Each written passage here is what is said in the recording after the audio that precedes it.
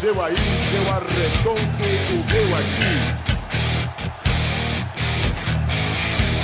A ideia é fazer algo um pouco diferente, é fazer algo mais leve, algo mais tranquilo, algo mais, digamos assim, um assunto que todo mundo curte, pelo menos muitas pessoas gostam, que é futebol e o rock, a música jovem, o rock and roll, né? E eu convidei um grande amigo, um jornalista muito conhecido aqui no Rio Grande do Sul, colega de profissão, narrador de primeira linha, Daniel Oliveira, meu colega dos tempos de Unicinos, para trocar uma ideia sobre isso, para a gente falar sobre futebol e rock and roll em tempos de quarentena. Nós que estamos trancados aqui dentro dos nossos apartamentos, das nossas casas, estamos completamente trancafiados dentro de uma gaiola que são as nossas residências. Vamos chamar o Daniel então para bater um papo com a gente. Ele já está nos aguardando. Temos muita coisa para falar com ele sobre futebol e rock and roll. Daniel, cadê você, Daniel? Estamos aí. E aí, meu velho, tudo bem? Tudo bem, bacana. Sabe que eu estou sempre te acompanhando aí, né? E eu acho bacana essa iniciativa aí da gente poder trocar uma ideia, trocar algumas experiências aí. Estou aqui no local em que eu faço os meus vídeos no canal do YouTube, né? Deixa eu mostrar pra galera aqui, daqui algumas das camisas. Deixa eu só dar uma destravada aqui, Nelson, que a coisa vai no improviso. Eu tô num tripé aqui, né? Então, vou dar uma destravada aqui, que tá mesa de áudio aqui. E aqui tem um microfone, que é o microfone condensador, que é o que eu uso aí, né? Mas, hein? Vamos cumprimentando o pessoal que tá na live com a gente aí, o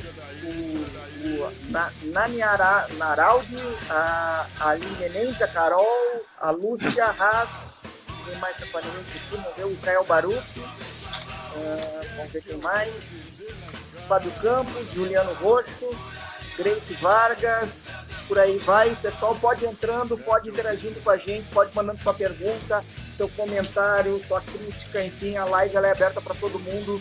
Pode meter pau e cornetear, tanto a mim quanto o Daniel. Isso aí. Tranquilo. Sem cara, mimimi, já tem mimimi demais, né, cara? Demais. Acabei de ver uma coletiva agora dos ministros lá, que eu vou te contar, estão fritando o ministro da Saúde, cara. Estão fritando, coitado do cara. Mas é óbvio que vão fritar, é o que tá dando certo, né? Cara, diluir o cara no meio de 50 ministros, assim. Então, o único cara que tá falando a coisa certa e diluíram ele no meio de mais 50 lá. Então, enfim, tá feia a coisa, cara. Mas a ideia, Daniel, é a gente não ficar falando de coisa... Hoje não focar em coisa pesada, cara. Vamos falar de assunto bacana que é futebol e rock, cara. Claro, primeira coisa, deixa eu te pedir aí, ver se a live tá no meu perfil também, que agora eu não consigo conferir aqui. Vamos pedir para nossa assessoria aqui, a nossa produção. Vamos pedir para nossa produção aqui verificar se a live tá no perfil do Daniel. Assim que eu tiver essa informação, já te repasso, Daniel. Cara, a ideia então é começar. Eu acho que é importante a gente fazer dar uma contextualizada, né, cara? Porque é inerente, a gente tem que falar um pouco disso, da questão do coronavírus, da questão da crise sanitária e tal, cara. Na tua opinião, cara, o que... Ó, me informando aqui que tá no teu Insta, tá, Daniel? Tá no teu Insta. Cara. Beleza. Já tá... A produção aqui foi rápida e já me informou aqui que...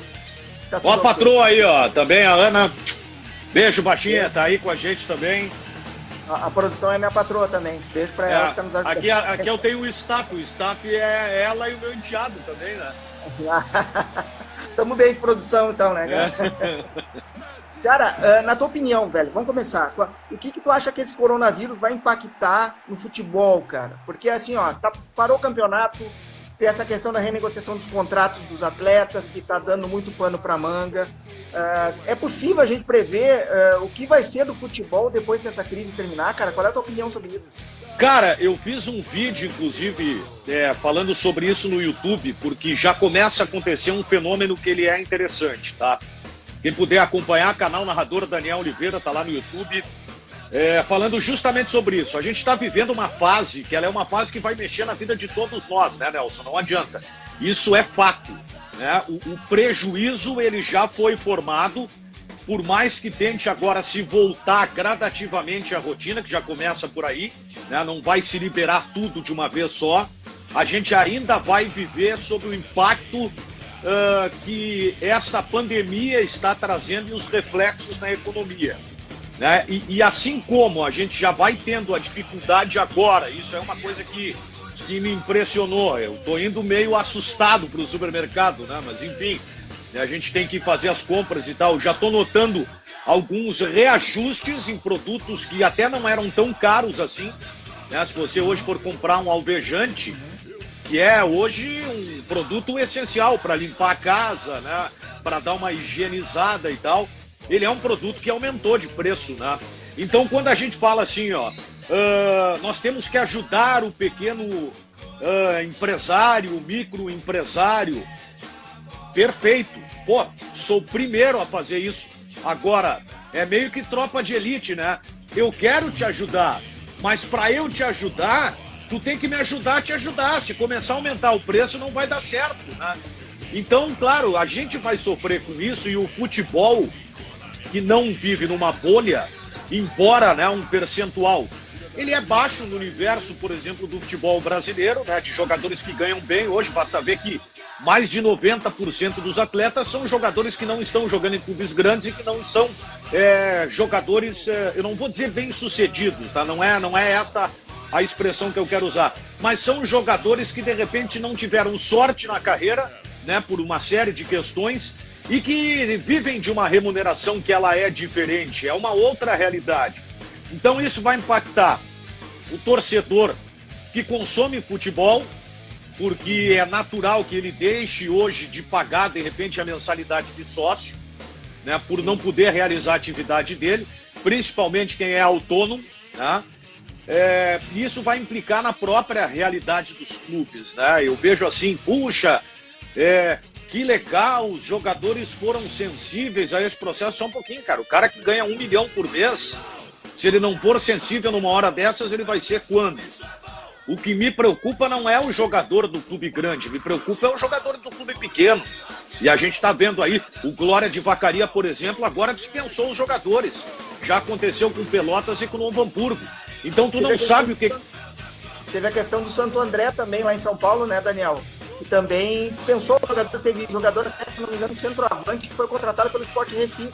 E já está até treinando, já está indo para Recife para treinar. Então, isso é uma consequência do coronavírus, né? E em cima desse vídeo eu fiz o seguinte, Nelson, eu coloquei alguns nomes que o pessoal não estava falando, mas que são jogadores que foram apresentados, alguns que foram oferecidos, alguns até falaram, mas vou citar o caso de um jogador aqui, o Biglia, que é um jogador super conhecido, está no Milan, argentino. Esse jogador há 3 semanas foi oferecido para o Grêmio. Tá? E aí tem uma série de outros jogadores. Nicolás Domingues, por exemplo, que é muito bom jogador, 21 anos, um jovem, mas é um jogador que vale hoje 17 milhões de euros. Quer dizer, uma coisa absurda. Você pega o Facundo Ferreira, que é outro bom jogador também, está jogando no Espanhol, é jogador do Benfica, 4 milhões de euros. Então, isso vai mexer, vai impactar com o futebol mundial. Esse não é um fenômeno só do Brasil. E ao mesmo tempo que hoje os empresários chegam e oferecem esses atletas, você consegue contratar por um valor menor. Mas aí eu pergunto, você tem dinheiro com esta parada para contratar, mesmo que seja num valor melhor, um atleta desse naipe?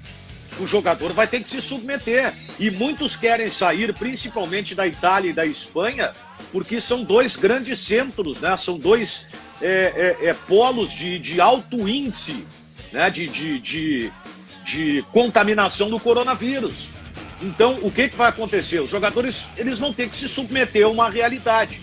Só que, se o futebol brasileiro não mudar diante do quadro que a gente tem hoje, é inadmissível, né, que um universo de grandes clubes que nós temos, apenas 3 sejam clubes, eu não vou dizer que são bem administrados, mas são clubes que financeiramente vivem uma situação diferente. Flamengo, Palmeiras e Grêmio. O Internacional, com a gestão que eu entendo que ela é muito positiva do Marcelo Medeiros, está tentando se reajustar. E isso é um processo que vai levar muito tempo pelo que fizeram com o clube. Então, o futebol vai ter que mudar nesse aspecto aí. Outra coisa, nós temos estádios modernos. Que bom que a gente tem essa realidade. Só que tem um detalhe, esse tipo de estádio gera custo. Você já não vai ter mais o mesmo custo de bilheteria de uma forma imediata, porque os jogos no Brasil, eles podem voltar a disputas com portões fechados. O Campeonato Baiano é um exemplo. O Campeonato Baiano pode até começar antes que os demais, mas com portão fechado. Se fala nisso acontecendo aqui no Rio Grande do Sul em relação ao Campeonato Brasileiro. Então é um problema, né? Pode, cara. Futebol com portão fechado é totalmente sem sentido, né, cara? Sem sentido. Sem sentido.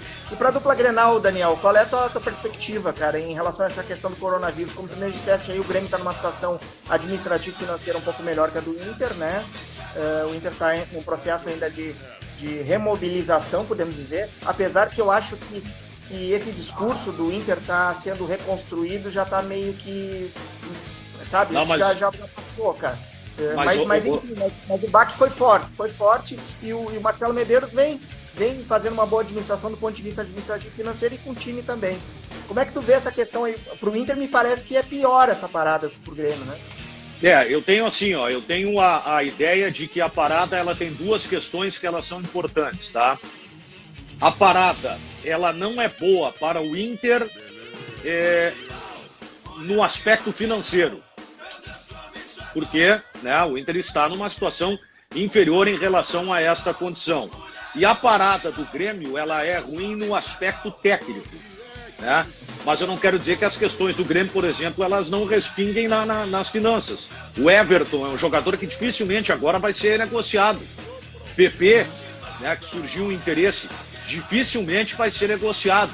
E o outro jogador é o Matheus Henrique, que causou uma boa impressão, mas que a gente não sabe ainda, né, se haverá realmente a perspectiva de negociar, porque a tendência é, inclusive, que os clubes deem uma segurada nessa reformulação que sempre acontece de uma forma mais pesada no futebol, em relação ao nosso calendário, na metade do ano aqui, né?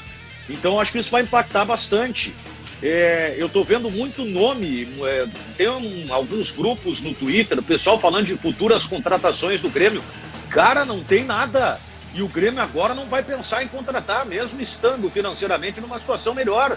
Não é hora para isso, não se sabe o que vai acontecer, nem a forma que vai acontecer. A Libertadores está para começar agora no começo de maio, mas ninguém garante que ela vai começar. E ela pode começar, inclusive, com o portão fechado, né? Até, Daniel, o próprio professor Gustavo, lá que eu entrevistei semana passada, o professor de economia da PUC, fazendo uma analogia com isso, ele me disse, ele falou o seguinte, cara, depois dessa crise, totalmente incerto em relação ao emprego, em relação ao futuro, tu compraria um automóvel ou uma casa? Não compraria, cara. Tu não faria uma conta alta dessa. E isso vale para o futebol. Tu contrataria um jogador a peso de ouro, milhões de euros, milhões de dólares, logo depois dessa crise? Não, cara. Não vai contratar. Inter e Grêmio não vão fazer contratações. Se o torcedor está esperando alguma coisa, alguma contratação de impacto, isso não vai vir, cara. Não vai vir.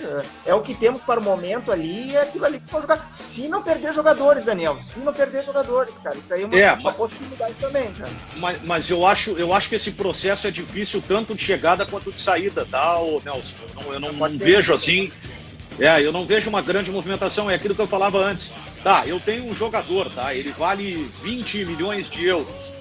Mas aí eu estou presidindo um clube que foi impactado diretamente com essa questão da pandemia e acompanhando, inclusive, os problemas econômicos do mundo. Porque, como eu disse, o futebol não é uma bolha. Esse produto que me vale 20, se vier uma proposta de 10, eu vou ter que vender dependendo da realidade. Só que é o seguinte, quem tinha dinheiro ou quem tinha condição de pagar 20 antes da crise vai ter condição de pagar 10 depois, mesmo que seja o valor inferior. Então, acho que tem muita coisa que vai acontecer ainda. Eu temo muito, inclusive, até pela nossa profissão, né? O rádio esportivo aqui no Rio Grande do Sul, que vai de mal a pior. Acho que ele vai ser impactado também.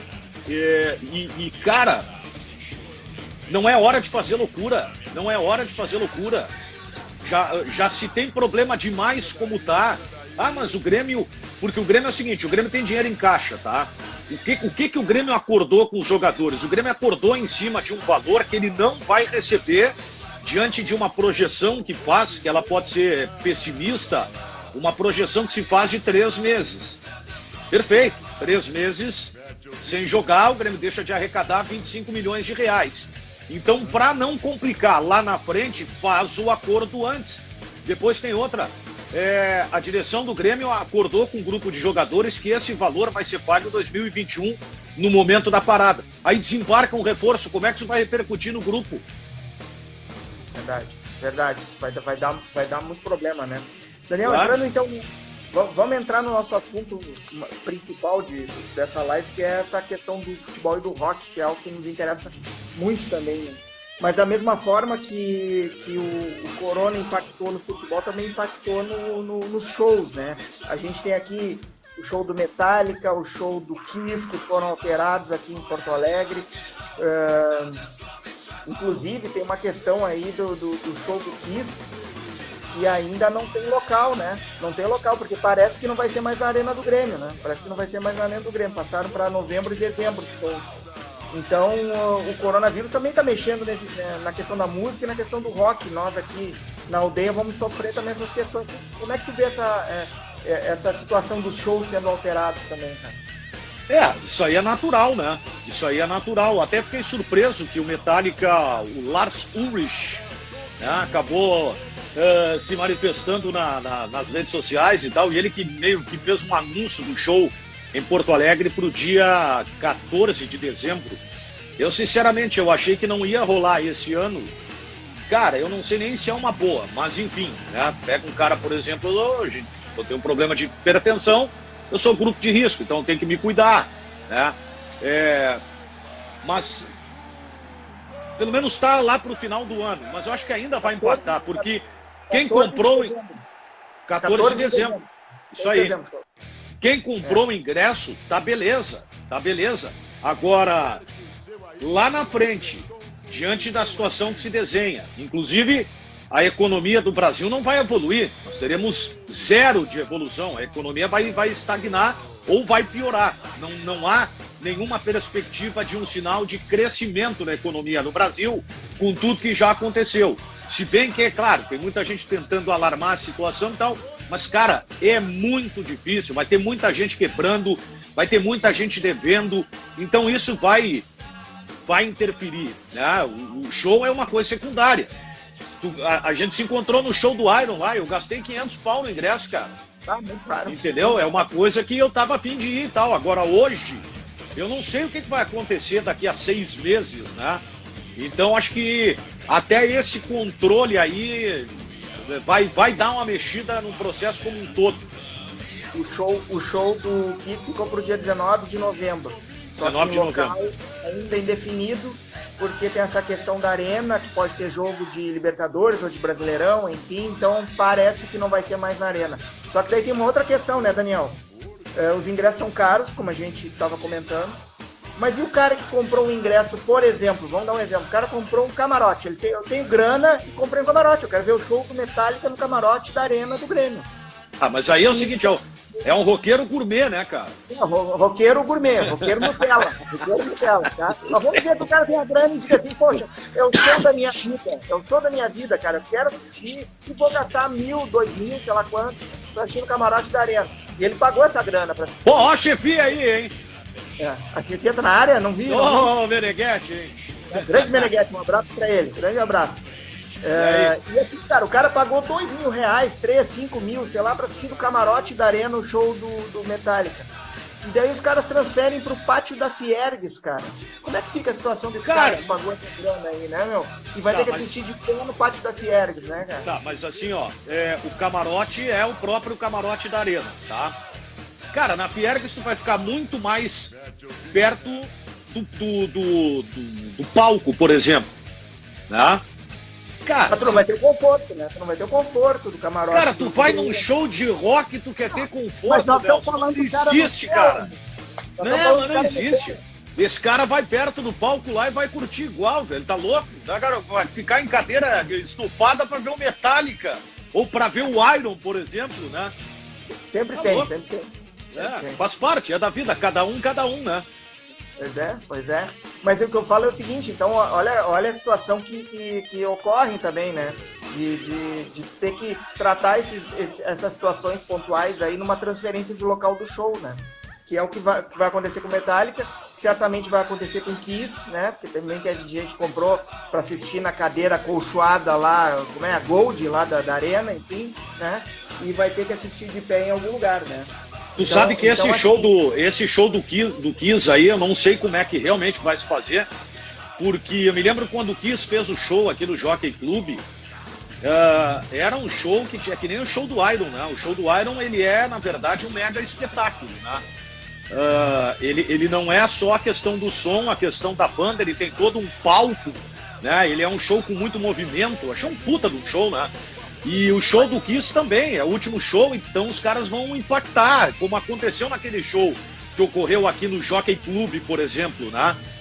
Porque, cara, o palco é grande, tem uma mega estrutura por trás, é um show pirotécnico, é uma loucura, então depende muito do lugar. Eu, sinceramente, eu já fui em alguns shows na Fiergs.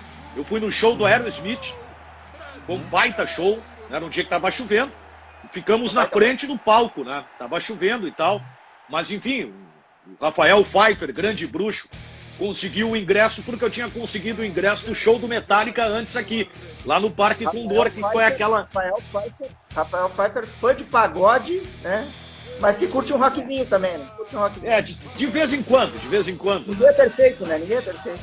Então o que aconteceu? O show do Metallica, o show anterior aqui em Porto Alegre, ele estava lá no site, no Zequinha Stadium, né, que era o Passo da Areia. Aí parece que a Associação de Moradores reclamou por causa do barulho. Vocês queriam um show sem barulho, tá? Beleza. Aí foi no Parque Condor lá, uma chuva desgraçada. Bom, a gente foi no show, barral aqui, ó, não tinha a mínima condição. Tênis, meia, bermuda e camiseta, tudo fora, não deu para aproveitar nada, porque era um Woodstock nos anos 2000, era uma coisa assim impressionante. Até me lembrei de um amigo nosso aqui, tô vendo o Meneghetti aí, que se tivesse lá diria legal, né? É uma loucura, né? Mas enfim, e aquele show não tinha condição, foi uma coisa meio emergencial. Na Fiergs não, o estacionamento é grande, então eu assisti o Aerosmith na Fiergs. Fui num dos piores shows da minha vida, foi o show do Guns, né? Um dos piores não, foi o pior.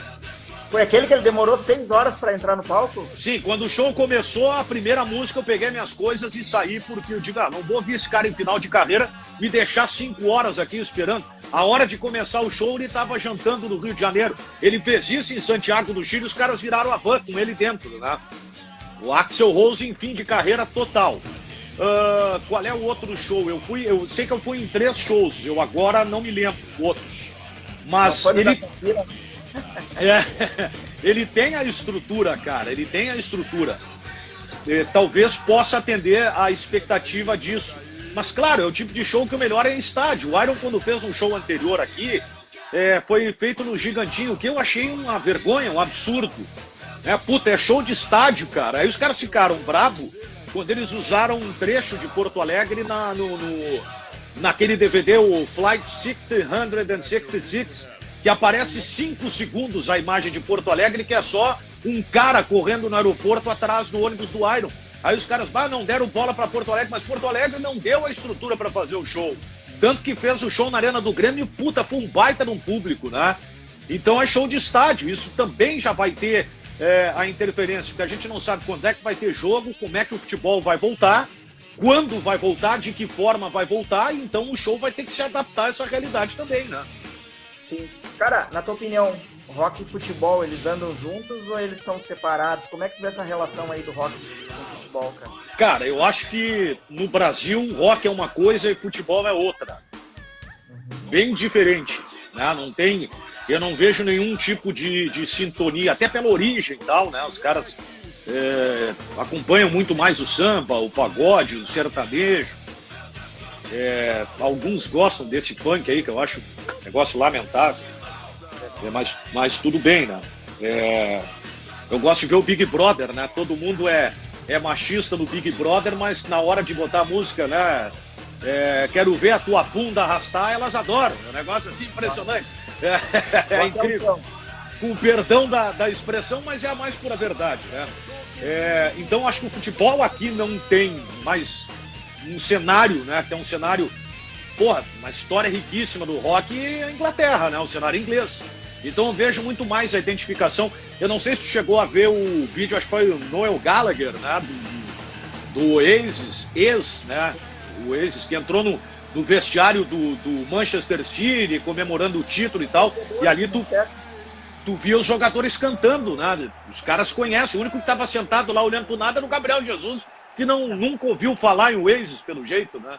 Mas enfim, é uma coisa meio de cultura. Então a gente criou muito o samba, futebol e cerveja. Então não tem como ter a relação, a entrada, a penetração do rock, de fato, no futebol, né, cara? Isso até a gente vê, cara, assim, é bem distinto. Tu vê lá na Inglaterra, identificação do rock com o futebol. Eu até fiz uma listagem aqui de alguns personagens do rock que tem identificação bem próxima com seus clubes. São torcedores mesmo dos clubes. Eu listei aqui, ó, o Roger Waters, que é ligado ao Arsenal, o Noel e o Liam Gallagher, que tu citaste agora há pouco, são torcedores bem entusiastas do Manchester City, né? O Glenn Hughes do Deep Purple e o Robert Plant do Led Zeppelin, olha, Deep Purple e Led Zeppelin, cara, eles são torcedores bem firmes, assim, do Wolverhampton, né? O John Deacon, o baixista do Queen, sim, que torce pro Queen Park Rangers. O Rod Stewart torce pro Celtic Glasgow, lá da Escócia. Rod Stewart que foi jogador de futebol, né? Foi jogador. O Ozzy torce pro Aston Villa. E aí a gente pode lembrar de outros também que tem identificação com o rock. O Iron Maiden. No Brasil, não, era o Steve Harris mesmo, né? Estamos falando do líder da maior banda de metal que existe, que é o Iron Maiden. Se tu pegar a capa do Somewhere in Time, eu não sei se a galera já pegou ali, naquela passarela tem West Ham 7, Arsenal 2, eu acho que é alguma coisa assim, né? Até começando a sessão de mostragem de CDs, eu quero trazer esse aqui, ó. Esse aqui é o Iron Maiden virtual, que é o disco do Iron com o Blaze Bayley, não era o Blaze Bayley.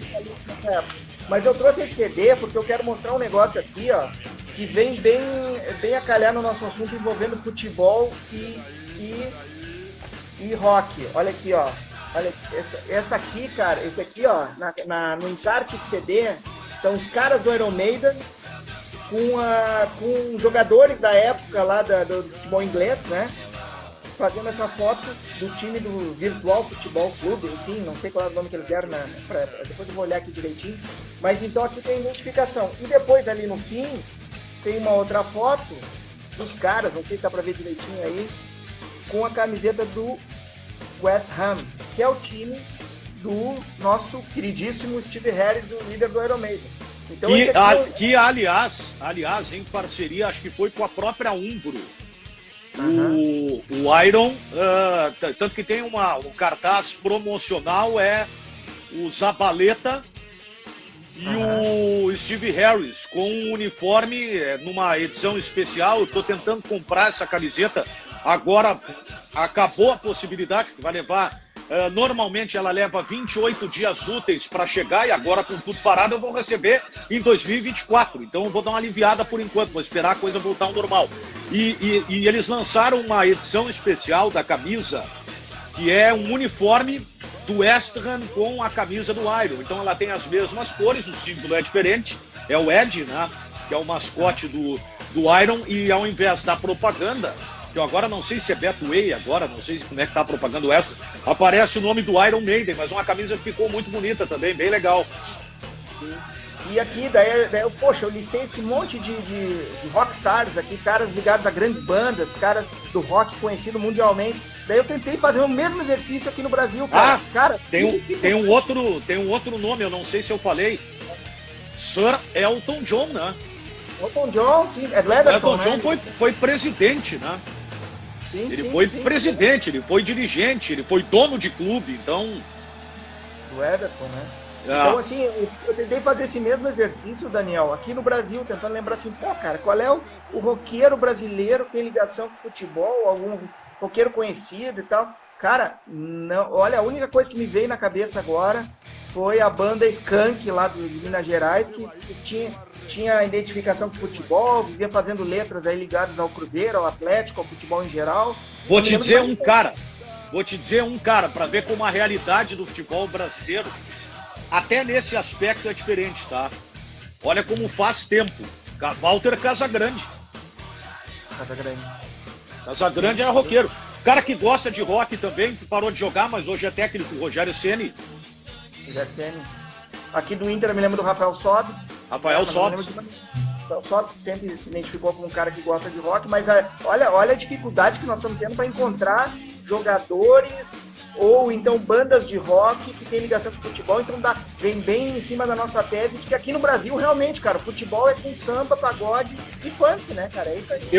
Eu me lembro de um jogador que atuou no Inter, que era roqueiraço mesmo, tanto que ouvia muito o Iron Maiden, e eu me lembro até de uma matéria que foi feita com ele e tal, faz tempo isso, Norton, que era zagueiro, tinha cabelo comprido e tal, era um grande fã de Iron Maiden, o que não é comum, né? Cara, por que tu acha que a juventude brasileira não tá escutando mais rock, cara?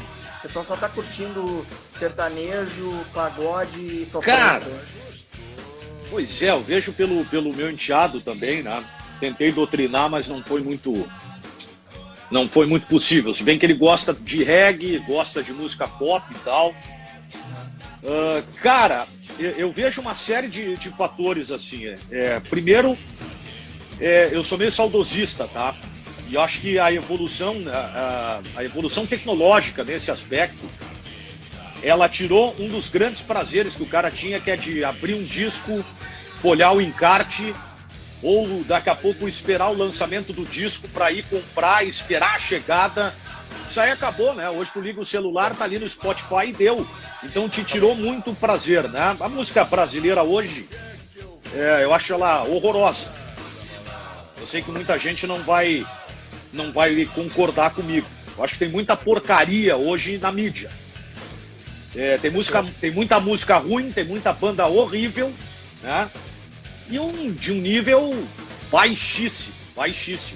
E eu tô falando até na minha área, né? Porque bandas novas hoje eu tenho escutado muito pouco, para não dizer que eu não escuto, né? Então acho que realmente se perdeu um pouco. Acho que foi um bombardeio tão grande. Eu acho que tem uma parada das gravadoras, a história do jabá também, aquilo acabou meio que direcionando para uma linha só, né? Então a gente vive muito da moda. Então agora é o funk, antes era o sertanejo, aí era o pagode, aí tinha 5 milhões de grupos de pagode no Brasil. Axé, aí era só axé, aí depois parou só sertanejo. Agora é só funk, cara. A coisa tá meio, sabe, dá uma mistura assim e tu mistura, tu tem uma série de estilos musicais, mas pra tirar alguma coisa de qualidade mesmo é difícil. Será que não é porque o consumo dessas músicas ele é fácil? Não te exige um pouco mais, né, de entender um pouco da melodia, entender um pouco da letra, da questão da poesia? É fácil tu botar um funk lá pra tocar e tu sair rebolando e tomando uma cerveja, litrão lá, né? Então, Tá mais fácil. Claro que tem a coisa, eu não uso muito isso, tá? Mas essa é a cultura popular. Não. Alto lá, né? O samba é uma cultura popular, o samba é de raiz. E olha a diferença, né, de qualidade para um samba que se faz hoje. Pô, convenhamos, né, cara? Então não é por aí. Eu acho que a questão da rede social,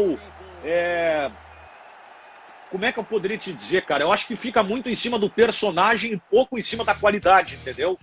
O Gustavo Lima, papapá. O Gustavo Lima fez uma live lá, se encharcou, botou 7 milhões. Acho um cara muito talentoso, da puta voz e tal. Acho que na área dele ele é bom, respeito o trabalho dele. Agora vai o seu Daniel Oliveira tomar 2 latão, se empinguçar e fazer uma live, o que não vão dizer, né? 2 vezes 10, né? Então tem muito isso, né, Nelson? Não adianta. E a rede social hoje, ela bate, bati no tripé da câmera aqui, ela bate muito na figura do personagem, né? Sim. E o artista hoje também, ele tá mais próximo das pessoas.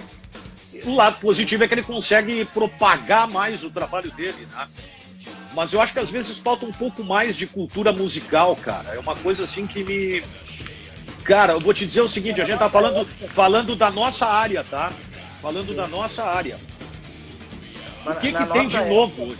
Ah, Na nossa época, mas na nossa época a gente consumia rock, cara, consumia uma música de melhor qualidade, porque as bandas talvez fossem melhores, porque o não enfim, não sei, cara. Na nossa época a gente consumia e isso me preocupa porque a nova geração não quer consumir, cara. Ou mas não assim, tem ó, banda boa ou não quer consumir, cara. eu comecei a ouvir rock cedo. Sim. Na minha época eram bandas que tinham 15 anos de estrada. Qual é que foi o Hoje seu já tem- primeiro? Hoje tem 40. Meu primeiro disco foi o Iron Maiden mesmo. O primeiro disco, com Paul Dayano no vocal. Primeiro do Iron. Primeiro do Iron. E o segundo foi British Steel do Judas Priest. Baita disco também. Baita disco. Eu sou bem. Cara, vamos mostrar aqui, eu trouxe alguns materiais e vamos discutir em cima. A gente tá falando de futebol e rock, tá? E rock. Eu trouxe aqui uma camiseta aqui do Fito Páez, que é o roqueiro argentino. Fez Cara, um belíssimo show online, né? Dá pra chamar dessa forma aí. Eu sou muito fã dele, gosto muito da trajetória dele, gosto mesmo pra caramba. E ele é um torcedor fanático do Rosário Central. Sim, Ele mesmo, sim. em várias manifestações e músicas dele, ele coloca que ele é canagem de coração. Então Decoração. ele é torcedor do Rosário Central, Fito Páez. Ele é identificado com futebol, já fez show, inclusive, com camisetas do Rosário. Eu trouxe uma outra camiseta aqui, Daniel, pra gente discutir também, já que eu tô falando de rock latino. Eu gosto muito de pesquisar rock latino, cara. Então eu pesquiso muitas bandas da Argentina, do Uruguai, da Colômbia, do México. E tem muita coisa boa, cara. Por incrível que pareça, na América Latina, que não Brasil, a juventude consome rock, gosta de rock, lota os shows e curte muito rock and roll. Aqui no Brasil é que nós somos uma ilha, cara, e uma ilha negativa nesse sentido. A juventude da Argentina, do Uruguai, do Chile, da Colômbia gosta muito de rock. Tô trazendo aqui uma outra camiseta aqui, ó. Essa aqui é a banda uruguaia Quarteto de Nós, tá? Que é uma das principais bandas de rock lá do Uruguai, tá? Ótima banda, uma banda de muita qualidade. Essa O Felipe, acho que foi o Felipe Duarte que me falou e eu ouvi. Eu não gosto muito do som argentino, uruguai é uma coisa que não me... mas eu vejo... eu acho diferente, mas eu, reconheço, eu curto o Fito Páez, Charly Garcia, eu acho um cara também talentosíssimo, né? Mas tem coisas boas, né? Às vezes elas não têm. É que na verdade é o seguinte, Nelson, o rock é trabalho, hoje, o rock é trabalho de garimpo. Né? Então tu tem que... O YouTube, nesse ponto, ele é fundamental. Você acha muita coisa antiga no YouTube com possibilidade de daqui a pouco tu relembrar ou conhecendo a história das grandes bandas, porque atrás, né, da grande banda tem a outra banda que começou, né, cada um no seu estilo, cada um na sua área. Tu consegue encontrar esse tipo de material que é bem interessante também. Aliás, até eu trouxe essa camiseta do Quarteto, até vou mostrar de novo aqui, porque isso aqui, ó, é de uma música, Gaúcho Power, é o nome dessa música, tá? Por que eu trouxe essa camiseta? Quem fez foi o Pancho Rivas, que é um cara aqui de Porto Alegre, que ele faz camisetas de bandas e de futebol, com tema futebol também muito bacana, recomendo para quem não conhece o trabalho do Pancho. Ele é um cara muito legal, e ele faz sob encomenda, essas duas camisetas ele fez para mim sob encomenda. Essa do Quarteto de Nós, por que eu mandei fazer essa do Gaúcho Power? Porque ela tem uma história muito interessante, essa música. Essa música é do último disco dessa banda uruguaia, e numa entrevista o vocalista contou por que ele fez essa música. Essa música, basicamente, a letra fala o seguinte: exalta a questão do gaúcho, da importância do gaúcho, mas não aquela coisa meio folclórica, assim. A questão da garra do gaúcho, a questão da personalidade nossa aqui dessa região do mundo, aqui da Bacia do Prata. E perguntaram pra ele, por que fez essa música, cara? É rock falando das questões folclóricas, gaúchas, enfim, ele disse assim: olha, essa música surgiu, eu pensei em fazer essa música depois da Copa do Mundo de 2014. Depois da Copa do Mundo de 2014. Porque depois da final da Copa do Mundo de 2014, quando a Alemanha ganhou da Argentina, eu estava numa gira pela Europa, enfim, eu estava na Europa, e ele abriu os noticiários da Espanha, da Itália, da Alemanha, lá da Europa, e a manchete era mais ou menos essa, basicamente essa. alemães detonam os gaúchos, alemães acabam com os gaúchos da América do Sul. E ele disse assim, cara, quando eu abri as manchetes dos jornais, no final da Copa do Mundo, enchendo a bola dos alemães e meio que menosprezando a América do Sul, menosprezando os gaúchos, aquilo me gerou um sentimento de raiva tão grande que eu pensei assim, eu preciso escrever uma música que exalte a importância desse perfil, dessa personalidade nossa aqui do sul da América do Sul. E daí ele criou essa música Gaúcho Power, que eu recomendo para quem não escutou ainda, escute, tem no YouTube aí do Quarteto de Nós, um som bem bacana, um rock bem legal dele. Então aí tem essa analogia entre o futebol e o rock, Daniel, nessa banda do Uruguai no Quarteto de Nós, né? Tem alguma coisa na música falando sobre o Higuaín ou não? Não fala. Porque são uruguaios, né? Não, mas igual é o futebol sul-americano, né? Sim. Porque como teve a estampa em relação à Argentina, o Higuaín perdeu um gol naquela partida que não tem explicação. Verdade. E se faz o gol ali, eu acho que a Argentina levava o caneco, viu, cara? Claro que sim, não tenho dúvida. Levava o caneco e aqui, ó, ia mudar uma situação também.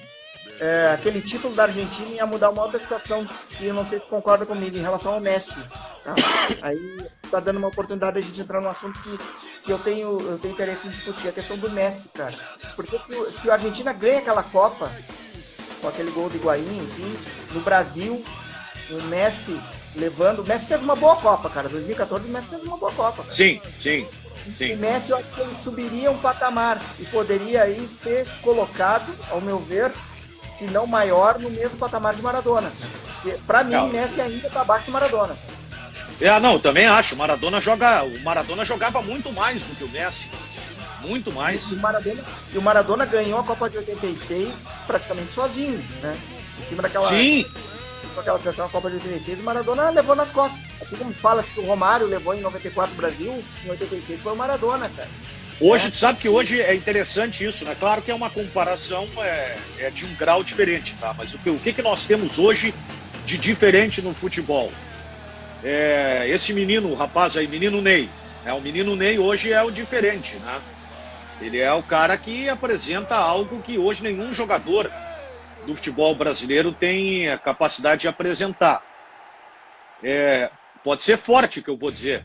Mas eu vi um cara que, ao meu ver, jogava muito mais do que o Neymar. E que, lamentavelmente, não conseguiu ser o jogador que se esperava, porque teve uma vida abreviada, né, em virtude de um acidente automobilístico. Eu estou falando do Denner, que jogou no Grêmio, que era da Portuguesa, que jogou no Vasco da Gama, que, cara, era um craque de futebol e, ao meu ver, era um jogador que, embora um futebol de outra época, ele tinha muito mais recurso técnico do que o Neymar. Muito mais recurso técnico do que o Neymar. Então, para uma geração que, de repente, não viu jogar, eu recomendo que procure lances do YouTube para ver a genialidade desse garoto, que ele era muito jovem, né? E tudo que ele poderia representar realmente para o futebol brasileiro. Sim, ele jogou muito, cara, jogou muito. Cara, vamos seguir aqui no rock. Eu trouxe alguns CDs, cara, e eu queria que tu comentasse aí, dando teus pitaques em relação a ele. O que tu acha desses caras aqui? Megadeth, essa é uma história muito interessante. É uma história muito interessante de um cara que surgiu do nada, numa obsessão, né, de criar uma banda, de um cara que, ao meu ver, é uma das figuras mais problemáticas do rock, que é o Dave Mustaine, né? Que agora até se redimiu. Muito virtuoso, toca pra caramba. Não, ele é um músico de mão cheia, né? Mas era um cara que teve uma série de problemas, né? Para quem não sabe, ele foi expulso do Metallica, né, no começo da carreira.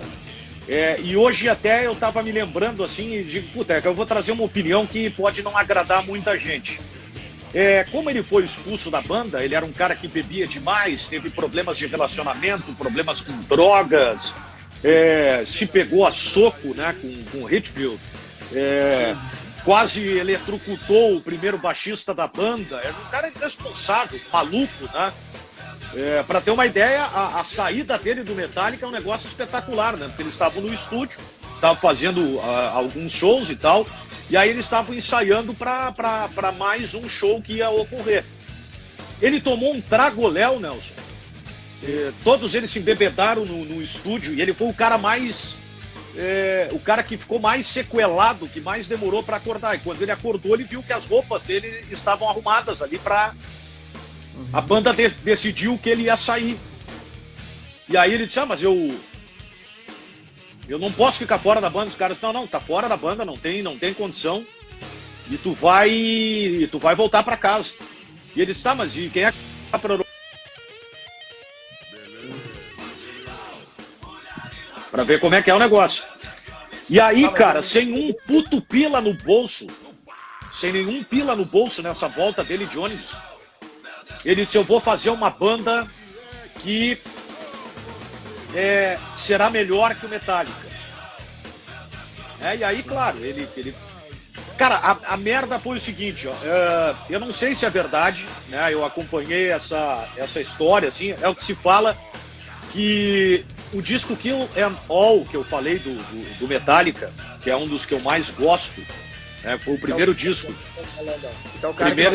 Esse é o cara que nós estamos falando.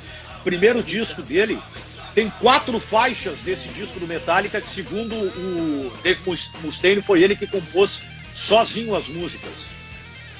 E aí, se tu olhar e pegar o disco, tu vai ver que o nome dele é o último, assim, na questão da criação das músicas e tal.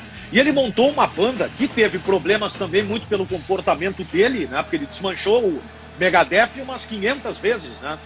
Mas ele é um cara que eu acho um puta músico e eu gosto mais do Megadeth do que Metallica, sinceramente. Eu acho que Metallica tem os clássicos, mas a concepção da banda eu acho muito mais interessante. Vamos lá. Inclusive, Daniel, na minha opinião, cara, eu sei que isso aí é muito pessoal, a gente faz listas das melhores músicas, daquelas que a gente mais gosta, mas pra mim, o hino do heavy metal, tá? Pra mim é Holy Wars, cara. Pra mim, Holy Wars é o hino do heavy metal. Eu acho ela muito bem construída, aquela música. Ela é muito bem construída, cara. Com várias quebradas de ritmo, enfim, com uma introdução cavalar, assim. Eu sinceramente, eu acho o Holy Wars o hino, cara, do metal. E pra mim, é que sempre eu me lembro quando pensar assim, qual é a música que personifica aquele estilo? É o Holy Wars. Holy Wars. Cara, outra banda aqui, ó. Sepultura. Sepultura, cara. Cara, eu acho uma boa banda. Eu acho que foi uma das coisas. Porra, cara, olha como passa o tempo, né? Uma das boas bandas que o Brasil conseguiu revelar. Tá? E aí vão dizer o seguinte: porra, mas os caras não cantam nada. Eu não vou ser preconceituoso. Embora eu não goste de muita coisa que se produz no Brasil hoje em termos de música, eu vejo muito talento. Alguns não têm, mas muito talento, né? É que é o do gosto das pessoas, né? Caneta Azul fez sucesso, né? Então o que eu vou fazer, né? Tem cara que gosta de tomar cerveja quente no verão e sair de mão dada com mulher feia. O que eu vou fazer, né? Cada um. Mas o Sepultura, na geração, eu me lembro, foi uma banda, cara, que ela teve um respeito muito grande. E a música que eu mais gosto é a música que é do Beneath the Remains, eu acho que é Inner Self, que é, acho que é do Beneath the Remains, que eu entendo que é uma música muito bem feita. Muito bem feita. E a versão, né, de Orgasmatron do Motorhead é um troço espetacular, né? Agora o Sepultura com a formação clássica, né? Com os 2 irmãos Cavaleira, o Paulo lá e o Andreas Kisser, né? Pra mim essa que tem uma banda que eu gosto também, que é o Soulfly, né? Soulfly, boa banda. Boa banda. Recomendo aí pra quem não conhece. Vamos pra outra agora. Rock progressivo aí. Rush. Cara, como é que eu posso te falar? Eu curto os clássicos, entendeu? Curto os clássicos. Se tu chegar e dizer assim, quantos discos do Rush tu tem? Nenhum. Mas é um som que eu respeito. É uma vibe, uma energia que não é muito a minha praia, assim. Mas, cara, nós estamos falando de uma das maiores bandas do rock psicodélico. Show inesquecível, Estádio Olímpico, cara. Eu estava lá no Estádio Olímpico. Um baita show, cara. Baita show no Olímpico. Eu até não fiz muita questão, mas enfim. Esse era um show que, por exemplo, eu não iria. Inclusive faleceu ano passado, não foi esse ano. Foi esse ano. O Neil Peart, né? Pra mim, um dos maiores bateristas, se não o maior de todos os tempos. Vamos de camisetinha aí de novo. Essa aí é... E aí, camisetinha? Cara, tu sabe que essa é uma banda que eu tenho uma das grandes dúvidas de uma pergunta que muita gente me faz e eu confesso que eu não sei responder. Quem era melhor? Bon Scott ou Brian Johnson?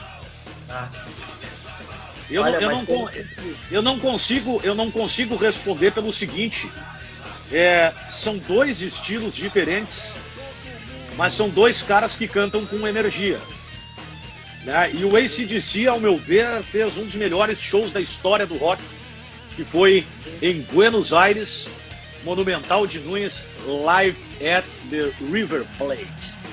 Cara, tem um take da câmera em cima, assim, acho que tá na parte de cima do estádio, né? Na cobertura do estádio. Eu não me lembro qual é a música, que filma a galera, cara. Devia ter, sei lá, 50, 60 mil pessoas lá, pulando ao mesmo tempo, cara. É uma loucura aquilo lá. É uma loucura. E aí vem bem a calhar em cima daquela nossa tese, que os castelhanos gostam de rock. Gostam. Os castelhanos gostam de rock. A juventude da América Latina, fora Brasil, gosta de rock, cara. Uma pena que a nossa juventude não gosta. É um show que eu gostaria muito de ver, cara. Uma pena, eu até ia te falar sobre esse show quando a gente estava falando e tal, para fazer realmente um comparativo do que seria. Esse show, se ele fosse no Brasil, com a mesma qualidade da banda e com a mesma estrutura física, de palco, de qualidade de som, ele não teria tanta energia como ele teve sendo em Buenos Aires. É uma coisa assim realmente absurda, impactante. É um show que já começa arrebentando e termina explodindo. É verdade. Mas muito por causa do público, né, cara? Por causa da galera, sim, né? Sim. Mas aí é a história do time. Às vezes o time, se bem que não é o caso do AC/DC, mas às vezes tu puxa a banda. Não, os caras entram numa vibe em cima do que está acontecendo justamente ali na frente deles. Então, aquele show do AC/DC foi um troço absurdo, cara. Absurdo. Verdade. Um abraço pro Osiris Marins, que está nos assistindo aí também. Grande Osiris. Grande Osiris. Osiris, estamos falando de rock, cara. Olha só. Mais um aqui, Daniel. Vamos falar desses caras aqui, ó. Rage Against the Machine. Banda que tem uma puta de uma trajetória, parou e depois voltou. Teve ainda a mistura do Audioslave e tal. Som pesado e hip hop, né? É uma batida assim impressionante. Tom Morello e Zac de la Rocha. Cara, o Zac de la Rocha entrou na banda muito pelo Tom Morello, né? Que foi acompanhar eu acho que eles foram tomar um tragoléu, alguma coisa assim, e o Zac de la Rocha tava fazendo o famoso freestyle, né? Que é aquele improviso e tal. E ali ele viu um potencial no cara e eles conseguiram unir as duas coisas. Acho que é uma banda que tem um som cru, um som pesado demais, um som muito bem feito, diga-se de passagem, muito bem feito. Ele é minimalista, né, cara? Ele é um som meio minimalista, mas ele é minimalista com conteúdo, podemos dizer assim. Conteúdo. Os caras... na verdade é o seguinte, né? Eu acho que era o avô do Zac de la Rocha que lutou na Revolução Mexicana, né? Então tem aquela identificação com o movimento zapatista, são caras totalmente de esquerda e tal, né? Enfim, mas ela é uma banda que ela tem conteúdo, né? É que nem meu pai aqui dizia, não sei como é que tu consegue ouvir o Iron, mas se tu pegar e esmiuçar as letras do Iron, cara, é um retrato da história, é um trabalho de pesquisa, não é nada que de repente não tenha sentido, é tudo construído em cima de um aprendizado, né? Porque o Bruce Dickinson é um historiador, né? Então ele tem essa facilidade, inclusive, para fazer letras e tal. É uma coisa assim impressionante. E o Rage Against, guardadas as devidas proporções, é uma banda que eu curto demais e respeito horrores. É uma banda com consciência política muito aguçada e num país que é um país de tendência sempre liberal. Liberal, E eles com um viés totalmente de esquerda, né? Inclusive de esquerda um pouquinho até mais radical. Radical. Dizer, né? letras bem radicais do ponto de vista político, né? Muito críticas ao governo americano. E mesmo assim eles não tiveram o trabalho deles obstaculizado, assim, prejudicado, enfim, né? É verdade. Então uma puta banda que é o Rage Against the Machine. Vamos pra mais uma aqui, ó. Aqui, ó. Judas Priest, que tem E aí? uma das melhores vozes do heavy metal, né? Uma das melhores vozes do heavy metal, um cara que tem uma puta personalidade, né? Ele conseguiu encarar uma visão preconceituosa do rock, né? Porque, para quem não sabe, ele se assumiu homossexual. E tem dois, cara, eu pego assim, ó, sobre o Judas Priest, eu pego 2 discos que, ao meu ver, eles são emblemáticos, tá? O British Steel, que é aquele que tem a Gillette na capa, e o outro disco que eu vejo que eles foram por uma outra vertente, assim, e que conseguiu ajustar a qualidade da banda a um som mais adaptado, que é o Painkiller, né? Painkiller é um negócio assim, é um petardo, é uma barulheira e é uma puta banda, né, cara? Sem dúvida. E tem um dos melhores vocais do rock, né? Cara, eu tô um pouco com medo aqui, porque tu sabe que o Instagram, ele limita em 1 hora as nossas lives, mas né? a gente pode voltar, cara. Tá louco? Pelas minhas contas aqui, falta de 1 ou 2 minutos pra gente ser limado pelo Instagram. Tá, mas vamos voltar. Dá pra voltar, vamos meu. Voltar. Claro. Se o pessoal que tá assistindo, tá entrando, que já saiu, e depois quer voltar, a gente vai voltar. Nós vamos fazer mais, sei lá, quanto tempo for preciso. Porque eu tenho muita coisa que eu quero bater papo com o Daniel aqui sobre rock, né? É o momento da gente fazer aquela limpeza, de fazer a limpeza. Vamos nos limpar, vamos nos exorcizar. Chega de sofrência, chega de sertanejo, chega de axé, pagode e funk carioca. Vamos nos limpar, fazer aquela limpeza, tá? Daniel, vamos lá, mais esse. Vamos entender aqui, ó. Esse cara aqui, ó. Eric Clapton. Bah. Esse é completo, né, Nelson? Outro showzaço, Estádio Olímpico Monumental. Um dos shows inesquecíveis da minha vida, cara. Tava uma noite maravilhosa, uma lua cheia do cacete. Esse cara é sensacional, né? Sensacional. Sabe que o Eric Clapton tem ele tem uma história que é fantástica, né, na música. E até o seguinte, quem quiser pode achar no YouTube, tem uma banda Yardbirds, como se fosse Scotland Yardbirds, que vale a pena acompanhar. É uma banda que ele fez parte, tá? Mete o bico nela.